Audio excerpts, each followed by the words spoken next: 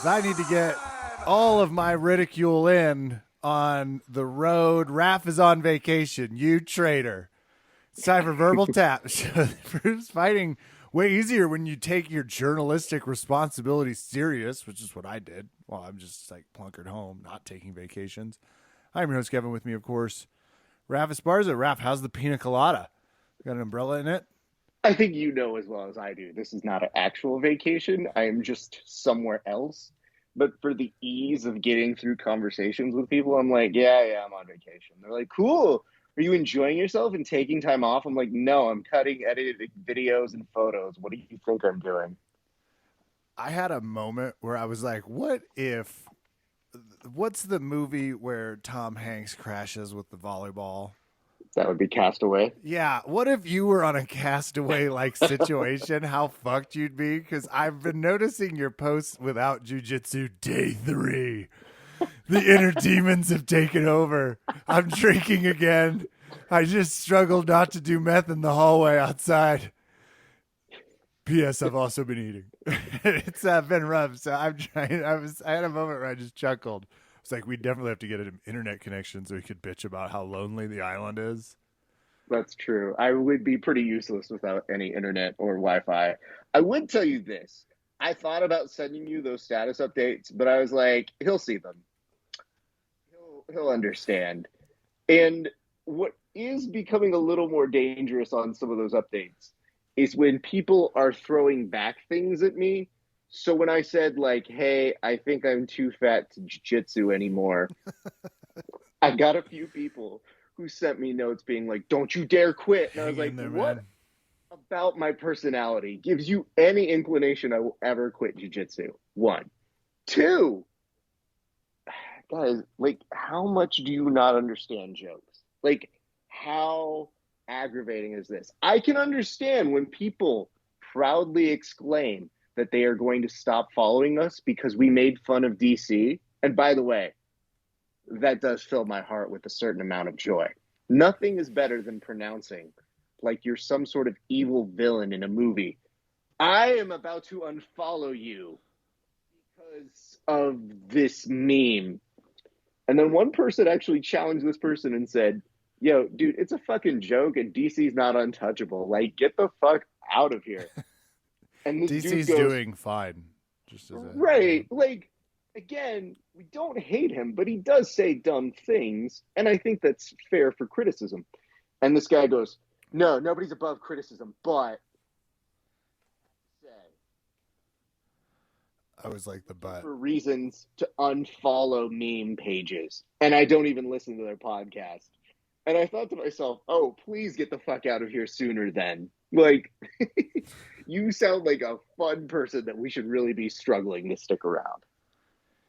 You are a few days on the road. That's why Raph sounds a little. We sound a little I'm off, yeah. makeshifty. You know, we're okay. We know, but he's still phoning it in. Still doing some work. Actually phoning it in. That was not a metaphor for not doing the work because we did Legitimately watch phone fights for the show this week, and I'll get into scheduling the MRI. Raph.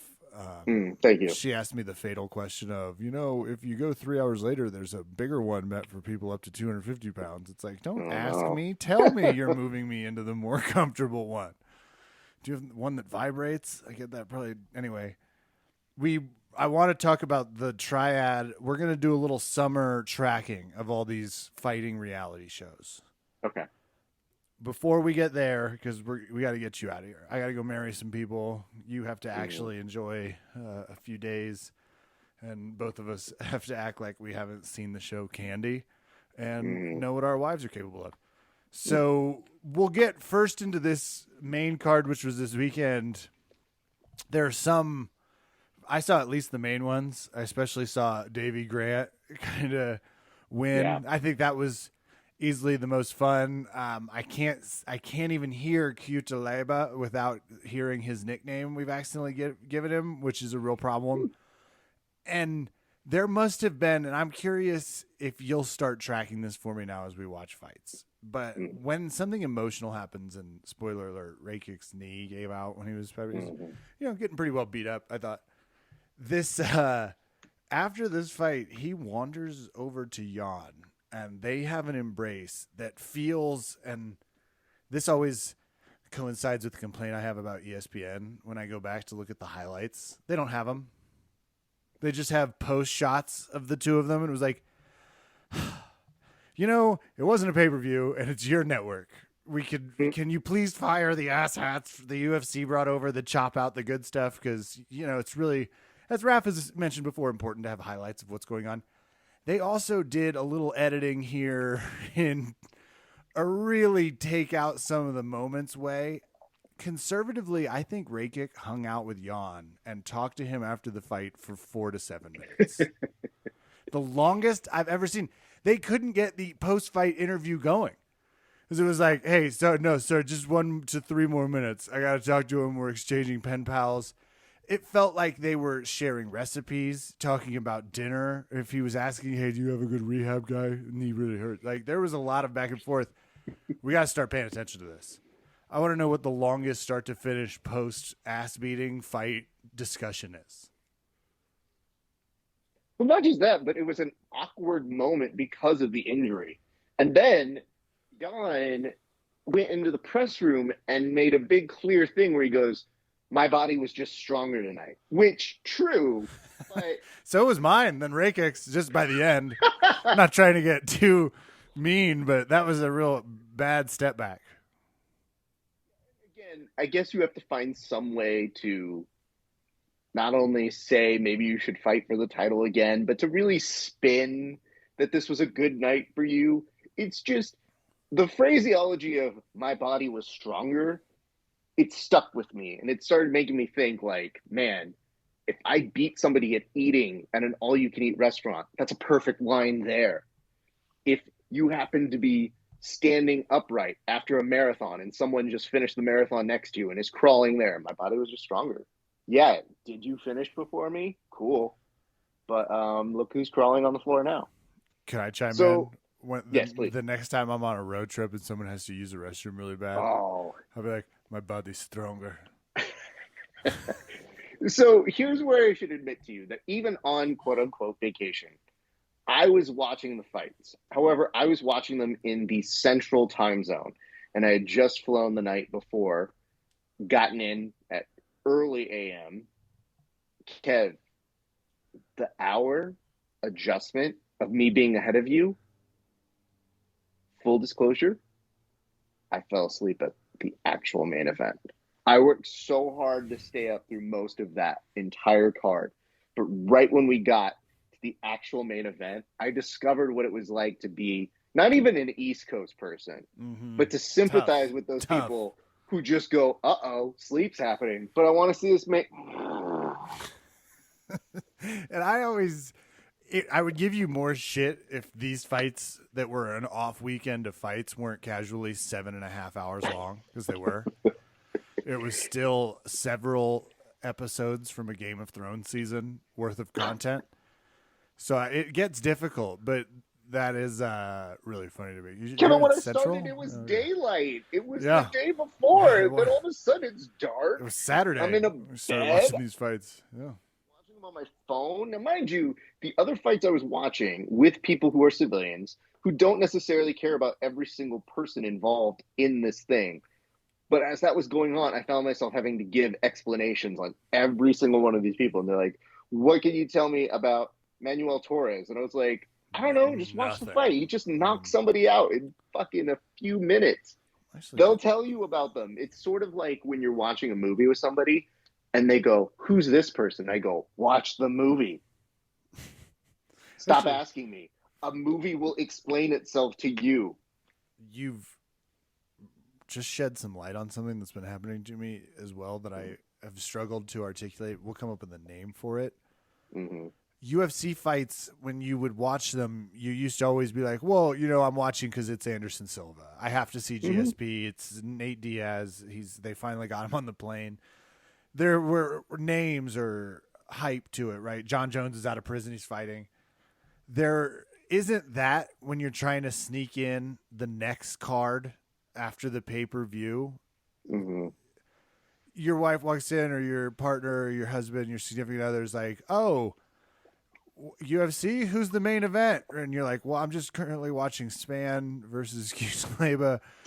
Hash out a rivalry no one knew about. That's years in the making. They're like, it looks like 8 people are at this. It's like, well, yeah, it's at the Apex Center. Like they're just doing, sounds like an in-house type of night of fights. It's like, oh, but it's on ESPN and we're watching this and not catching up on any of the mini shows or Barry episode 3. And you're just stone-faced struggling.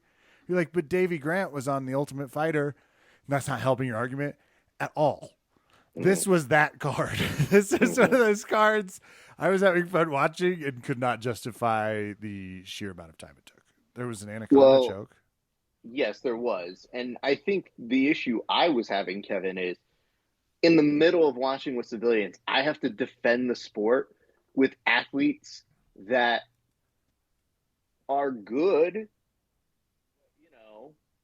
not our A team. Formula One fucked us here because I had a friend being a smartass who was like, well, how long is this? And I was like, it'll be on for 8-9 hours. He goes, it's longer than a Formula One race. And he said it like I was so American, like it was so implied that I didn't have the sophistication. And it also made me think, oh my God, he's right. It's longer than an F1 race.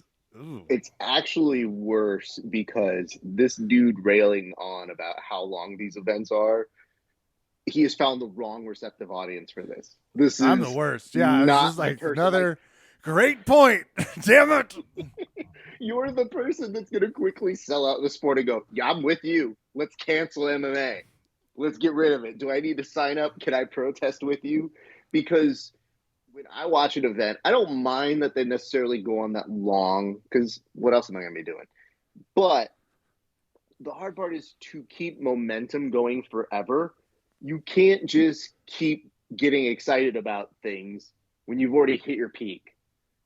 So even though the kind of fight of the night was Caitlin and Amanda, which was a just fine fight, I had people around me being like, I don't like when the girls fight. And I was like, well, they're not girls, they're women. And it's been the fight of the night. So this was one I would argue we should have just cut all of the men's fights. Like, let's just do a women's fight night, men's fight night, and Davey Grant shorten it up a little bit about that because he was pretty happy about getting a knockout. That was a good fight too. He can fight. It's on ESPN Plus. Who gives a shit? He can fight on all day Sundays mail ticket. Little feature. It's just, you know what I'm saying? Like, break it up. Who cares? Why do you have to do them all? But I guess I didn't watch them all at the same time, so who cares there? But no. And again, great to see Michael Johnson get a win as well. That was really, really sick. We need hold on. Okay. You know what we need? A little press packet if we're going to do these little short things and we're going to do it at the Apex where we could easily put up a projector and be like, we're now going to send it to Fight Scout to explain what we're looking for in this fighter, what's next, why, make it more of bring a production about what's going on. And I really don't even think that's the goal of these. It's like, well, we owe ESPN 8 more hours of plus content. We're going to fill it. So Michael Johnson and Alan Patrick, strap up. It's time to find out who punches better. It's good. You bring up a good point, and I would like to expand upon that with this small consideration. You know how you get leaflets? It's a political season. If you get leaflets in the mail from people that you don't care to research, or, those of us who actually do research are political people, like when they send me something in the mail, I'm like, I don't need this. This is unnecessary. But if ESPN sent me a weekly packet that said, here's what you need to know about the fighters, I'd be like, oh, this is a better use of my time. Thank you. I will read about this. What do I need to know about Tatsuro Taria?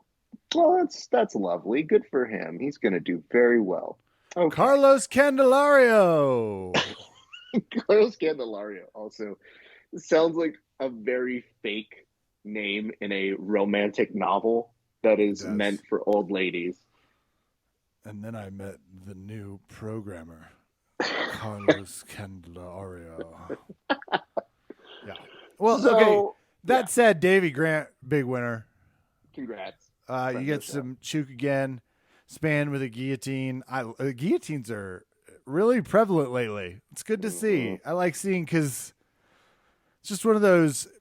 I'm always a little surprised when MMA fighters don't go for it. When I see that neck get high in the ribs and they're doing that takedown thing, I'm just always like, look, you want to stop him, don't just counter it. Actually try and choke him. He did that. And Petrosky starting up the anaconda choke, which is my favorite because then we get to see 20 videos.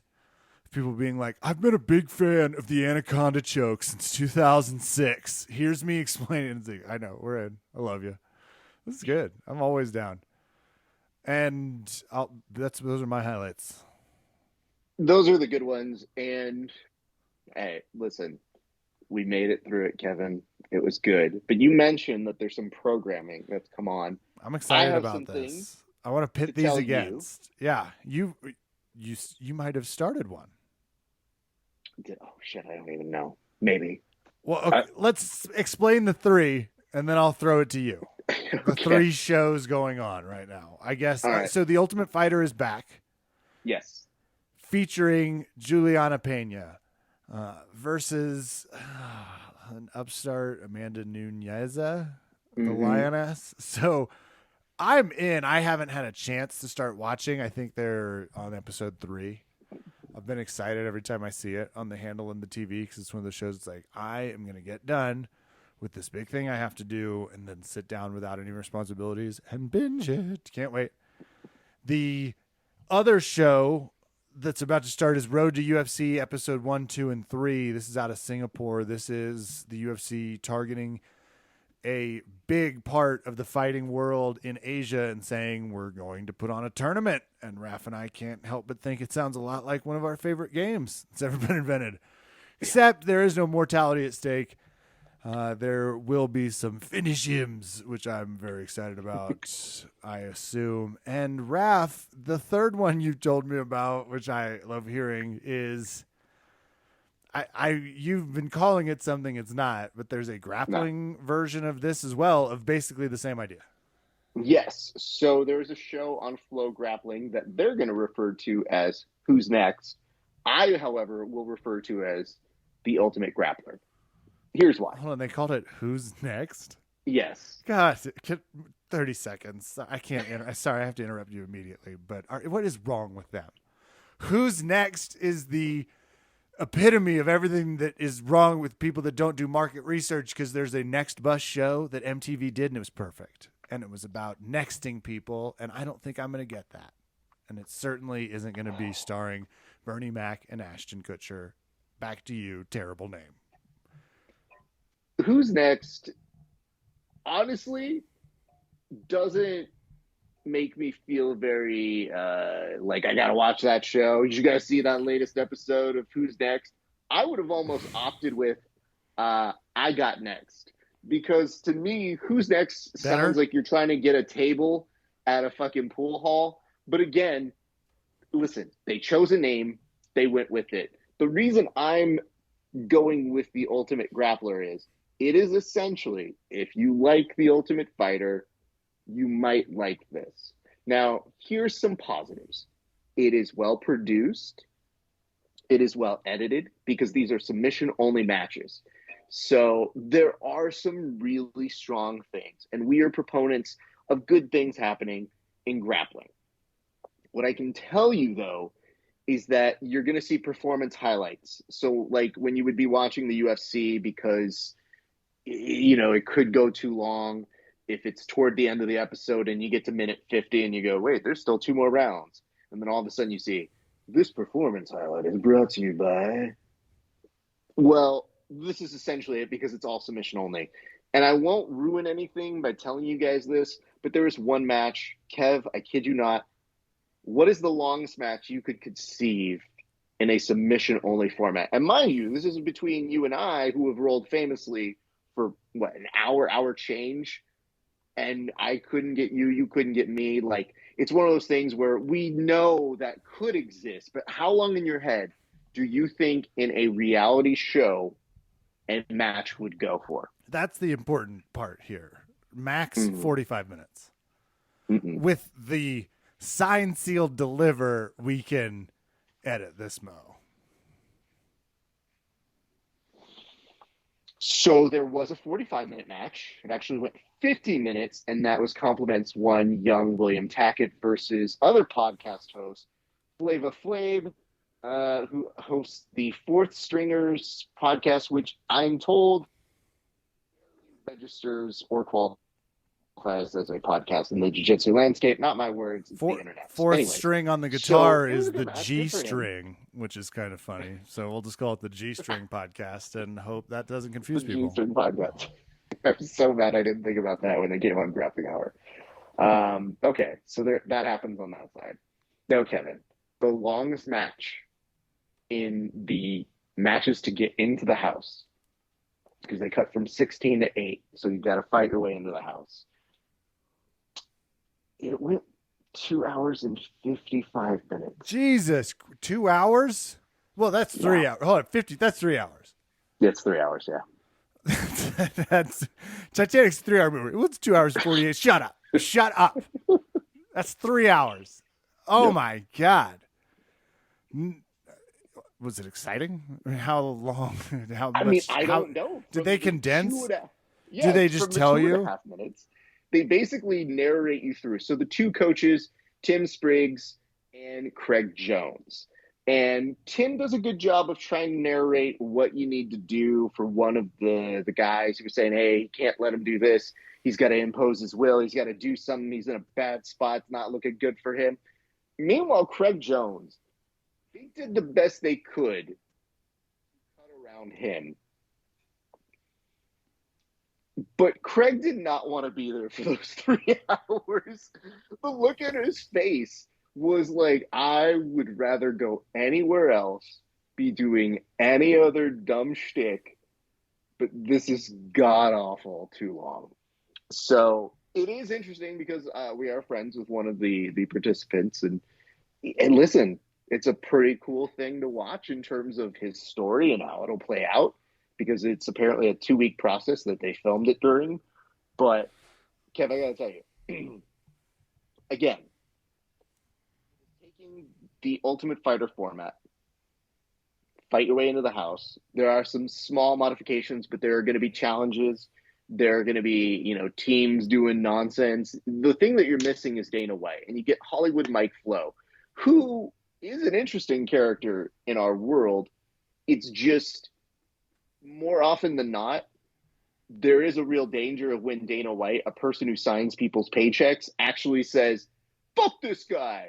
Off the show with Hollywood Mike, it's like, you're kind of in charge, but honestly, dude, I'm going to be fine if you get pissed off at me, honestly. So there's a little less danger there, but I'm hoping good things. The first 2 episodes dropped, so that even if you don't have a Flow Grappling account, I think you should be able to see them.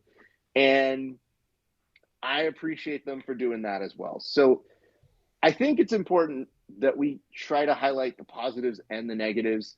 And I would just make this recommendation. I know it's a lot to cram into an hour, like the UFC version, when they fight to get in the house, it's usually an hour and a half. But regular themed episodes usually go about 45 minutes with TV. So it's not like it felt super long, but I'm hoping the future episodes are right in that pocket of 30, but I don't know. So who can say? We'll see how it goes on, but kudos to all the gentlemen who appeared in it, though. There are 16 people, a lot of whom I'm familiar with. There's a couple I didn't really know their stories, and I thought that was kind of cool to see. So I'm happy it exists. I hope that the rest of it's good. But I could tell by the second half of the show I was already starting to roast it. And I was not expecting to be roasting it that soon in. Well, who's the host? Who's I'm in charge of? No, it's Hollywood Mike Flo. So he's essentially playing the Dana show up. What I can tell you, though, the beginning of the show starts with narration from Jocko. And it's explaining the history and the origins of jiu-jitsu, but the read of it is just silly intense. It's trying to have a lot of action. It's trying to get you really engaged, keep it fast-paced, fast-moving. And that's something that I will give it, that it does have a little bit of an edge over the current seasons of The Ultimate Fighter, because it does feel like it's new and fresh in the sense that, like, oh, I've never really seen this for Grappling Hour, except if I watch Shugio. This just seems to have a bigger budget and a different style to it. But yeah, so Jocko starting off by being like, and the only way to win was to get your opponent to tap. And I'm like, Cue 2 hours and 46 minutes of that one match later. It's like, is this what you had in mind? Like, well, yeah. it's a little silly in the sense that I love our sport dearly. I think everybody knows that. But it's the same thing that I see with memes when we get a little too into ourselves. It's like you see the memes that say, like, jiu-jitsu's so great because these people are dumb. Like, that's almost what it feels like when you watch the beginning of this. They're like, jiu-jitsu is so epic and so amazing because it tests your will as a man. And it's like, oh, okay, so does dude. basketball. Calm Jesus down. Christ. College wrestling's real, and there's some testing going on. That's for sure. So what I can tell you is, weird little glitches aside, there's something fun about taking out all of the decisions, advantages, points, and it's just sub only, and making it into a digestible component where they edit it down and you can kind of that I like. See it and take it. Like that's great. So that is very much appreciated. It's kind of like that. Back to my F1 mention. That's what they do on the Netflix show. Yes. Have you seen that yet? Are you in on that at all? What is the name of the show? I think it's just called F1 or Drive to Survive. It's called Drive to Survive. That's what it's called. You're going to watch 2 minutes of it and be absolutely hooked, by the way, because there's just, if this was about competitive dressage, I'd be in the way they've cut it, but it's happens to be about a like billionaire, millionaire enthused industry, and they have full access. And I've been in since I saw the Miami coverage. They did something we do not do in our fight sport. They let the main journalist guy just go wandering around the tarmac. I sent you to something. He interviewed somebody he thought was Patrick Mahomes for 2 minutes just because he was tall. It was not. He just was like, well, that's a tall gentleman. Nope, not Patrick Mahomes. But they have unfettered access to go talk to the racers, just kind of surprise them, pop in. Can you imagine? First of all, it would be some really good content if they ended their feud with John Anik or you and let you backstage just go interview some fighters. To just drop in and be like, okay, how you feeling? You started to get a workup? Like, or simultaneously, what about during the weigh-ins? If somebody was following Charles Oliveira, do you know how much better the footage is? Yeah. Like, you can follow it and watch it. It's that type of stuff. So it's back to, how much you want to show. And for F1, it gets a lot more people access, and they understand the value of that. The UFC doesn't want you to have access. They don't want you hearing from Angela Hill being like, they moved me dressing rooms and we're having some issues with the paycheck. Like, I'm really starting to get tired of these morons. And it's like, yeah, I bet. So why are you glossing over the biggest one? The footage I really want to see is them figuring out how that scale was not calibrated correctly. Because or how it was, right? Yeah. Yeah, like however it was. Like, if they literally showed up and they're like, no, he's just fat right now. It'd be like, oh, I'd like to see somebody saying that to Charles Oliveira, who probably at this point, in a crazed stupor from weight cutting, is yelling things in Portuguese at them in a very stringent and stern manner. And I'm like, ooh, that's. He's also speaking in tongues because God arrived. That was part of the problem. Right? God's a will. God's will. It's your problem that I'm fat. Never forget that. Oh, sorry, go ahead.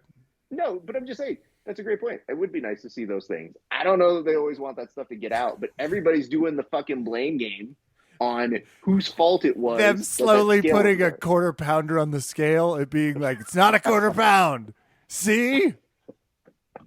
That's the type of stuff we don't get. Because guess what you're getting now? You're getting Joe Rogan who's chiming in and saying, like, you know what? I think he might be right. Maybe that scale was tampered with. That's my favorite. And you go, what the fuck, dude?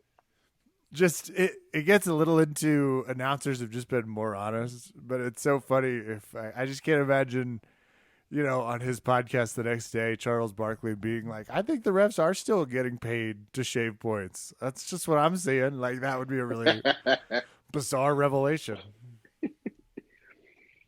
I should tell you this, and yeah. I didn't know how you felt, but they do the upfronts and the infronts, which is usually TV where they sell advertising and they announce what's going to be next year. How'd we do?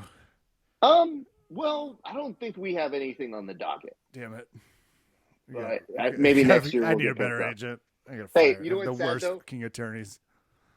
The dream can happen for us because the XFL is going to be on ESPN, FX, and ABC. So you can thank The Rock and his producing partner, who I believe is Danny Garcia. We would be in a Gene Hackman movie if their press team's like, we need something a little off the wall. We need some people a little sharper, a little wittier, a little less formulated in the ESPN model, but for ESPN. And they're like, I know just the two guys. I know. We're just waiting for the call. And then they're going to cancel, and they'll be stuck with us, Raph. They'll have to get me out of jail, you out of rehab. Get us there. So they did the announcement. I wasn't sure if you saw, but Kevin, your beloved Bachelor franchise will now be in the fall. Now, why is it in the fall? Because Disney got rid of Dancing with the Stars because old people, and that's going to Disney Plus. That'll be Disney Plus's first foray into live retirement. Events. Oh, okay. No. However, their loss is your gain because that means Bachelor is going to happen on both Mondays and Tuesdays. Honey, Bachelorette in the fall. Fuck Dancing with the Stars. Bachelor. Oh, never mind. It's Bachelor in Paradise, apparently. Oh, even better. Bachelor in Paradise is the best show they have. It's the only one. It's the only good one. The rest of them are horrible. Like, I legitimately saw that news and I go, I know one person that's excited. Yeah. Woo. Well, okay, between that, me having a lot of Tough to binge, and on June 9th, the road to UFC episode 1. I can't find who's fighting on it yet. Clicked on the card. But June 9th is going to be one crazy sleep day for you, I'm just assuming. Because at 12:30 a.m., the tournament starts. At 3:30 a.m. is road to UFC episode 2. And then 12:30 a.m., June 10th, road to UFC episode 3. 9 straight hours. Oof. Rolling into a fight we will be still definitely covering as per contract. 275 Teixeira Prochazka. Yeah, and I don't. What time is that happening? What time is the 4 p.m. Fight? 4 p.m. in Singapore. Yep. What time is that here? Oh, I assume this was local time for me. 4 p.m. 4 p.m. for you. Okay, so that's not bad. I'm trying to figure out because again, I'm trying to schedule my fight companions, and when you say that, now I start to have the realization of, fuck, I've got to start looking at that already. Main card 8. So. Okay, all right, I'll figure that out. Yeah, that's great. And don't forget, this weekend there's going to be a submission grappling event that is going to be as part of the ONE FC. I think they have like a fight card where they're going to have some grappling super fights. And this is where Gary will get to take on one of the Rotolo brothers. And if you've been watching my interviews, I just interviewed Gary recently. It is at hy.page/grappling hour. If you go to that page and you want to see the interviews now, early access.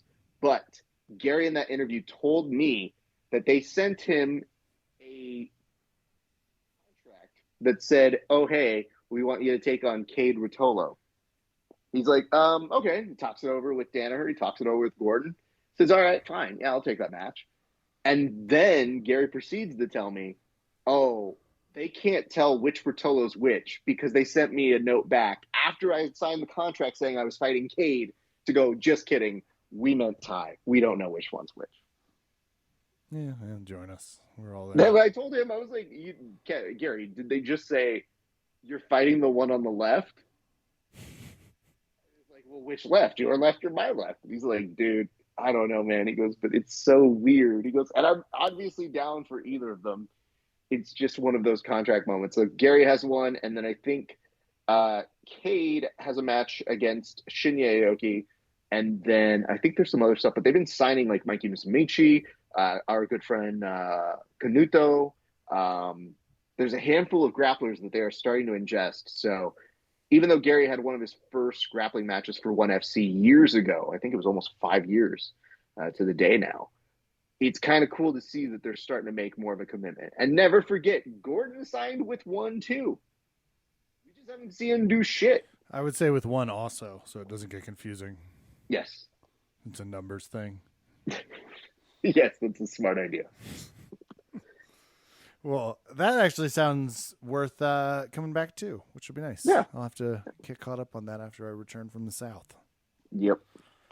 Raph, you need to get to vacation. We need to get out of here and prep for, I'm still waiting on the call, Road to UFC, Episode 1 in Singapore. I'm just ready to come be an enthusiastic commentator. Zero chance I'm going to beat out the Bisping crew, who's definitely Bisping's pick. I've already been in Singapore for like 3 months, just getting ready for it. That'll do it for us tonight here at Verbal Tap. I'm Kevin. Thanks for listening. Good night and good fight.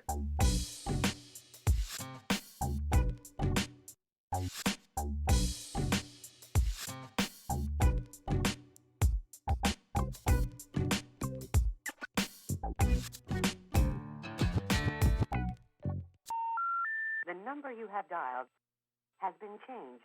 The new number is... Please note, the new number is